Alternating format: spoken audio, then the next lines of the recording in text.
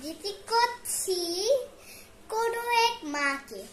লিখেছেন আবু জাফর ওবায়দুল্লাহ।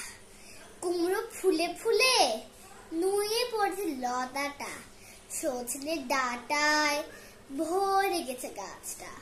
আর আমি ডালের বড়ি শুকিয়ে রেখেছি।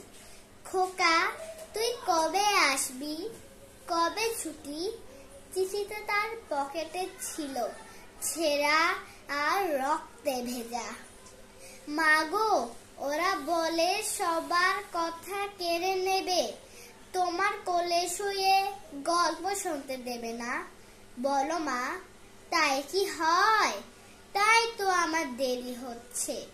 তোমার জন্য কথার ঝুলি নিয়ে তবেই না আমি বাড়ি ফিরব।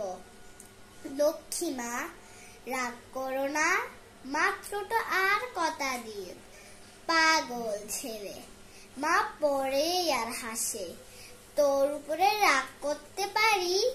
নারকেলে চিড়িকোটে, উড়কি ধানে মুরকি ভাজে, এটা সেটা আরো কত কি। তার খোকা যে বাড়ি ফিরবে। ক্লান্ত খোকা। কুমড়ো ফুল শুকিয়ে গেছে, ঝরে পড়েছে ডাঁটা, পুইল তো নেতানো। খোকা এলি, ঝাপসা চোখে মা তাকায় উঠোনে উঠোনে, যেখানে খোকার সব স্বপ্নীরা ব্যবচ্ছেদ করে।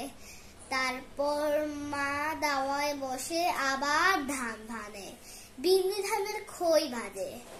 খোকাটা কখন আসে, কখন আসে। এখন মার চোখে শিশির ভোর, স্নেহের রোদে ভিটে ভরেছে। ধন্যবাদ।